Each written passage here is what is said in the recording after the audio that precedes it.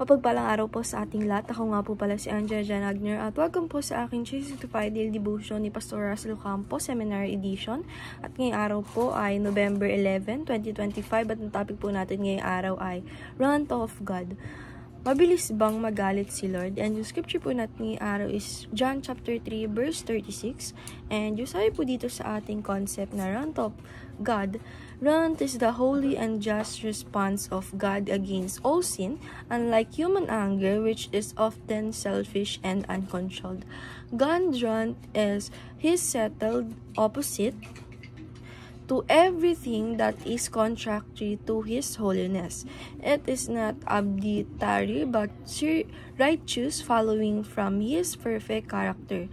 Scripture reveals God's wrath against ungodliness, His future judgment on the unrepentant, and His ultimate outpouring in eternal fire.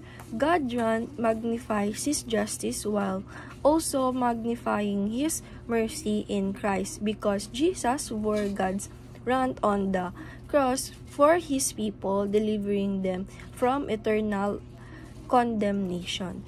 And yung sabi po dito sa ating scripture na John chapter 3 verse 36, ang sumasampalataya sa anak ay may buhay na walang hanggan. Ngayon, ang hindi sumusunod sa anak ay hindi makakakita ng buhay, kundi ang puot ng Diyos ay mananatili sa Kanya. And sabi po dito sa ating teaching number 1, the wrath of God is holy and just. Sabi po dito na yung wrath of ng ating Panginoong Diyos is, ito daw po ay holy, pati na rin just. Dahil nga po na yung wrath ng ating Panginoong Diyos is, ito po ay nagre-respond doon sa mga against yung ating Panginoong Diyos sa mga kasalanan, sa mga human anger, sa mga selfish and uncontrolled na mga settled opposition niya. Na lahat, everything that is contrary to His holiness, na nakakaabala or nakakalalim doon sa Kanyang holiness. And teaching number 2, the wrath of God is consistent with love.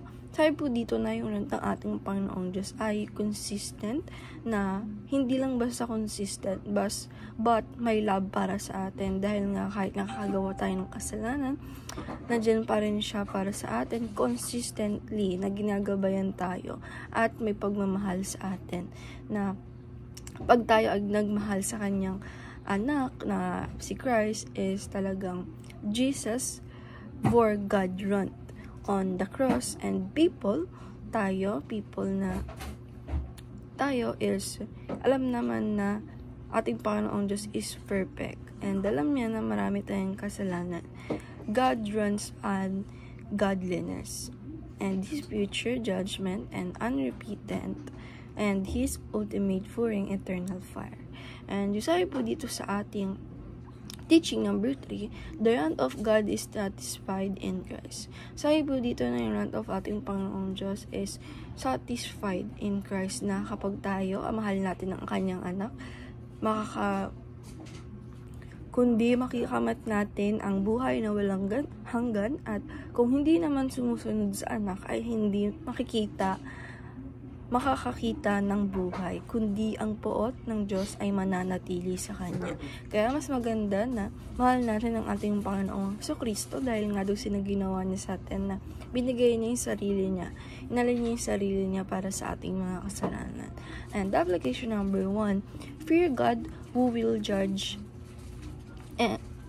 all sin with wrath. Sabi po dito na apply po natin sa sarili natin or sa life natin, na tayo ay matakot sa ating Panginoong Diyos, na who will judge sa atin sa mga sin natin at sa mga with wrath. And application number 2, fight injustice knowing God is just. Sabi po dito na apply po natin sa sarili natin or sa life natin, na tayo ay makipaglaban sa injustice ng ating Panginoong Diyos, na alam natin na siya ay just at talagang may galit pag tayo ay makagawa ng kasalanan. And application number 3, face God with the righteousness of Christ. Sabi po dito na apply po natin sa sarili natin, sa life natin, na pag tayo ay face natin ng ating Panginoong Diyos, dapat nandun tayo sa with righteousness ng kanyang anak, at dapat nananampalataya tayo sa kanyang anak, which is si Jesus Christ. And dahil lang po ngayong araw, maraming salamat. God bless.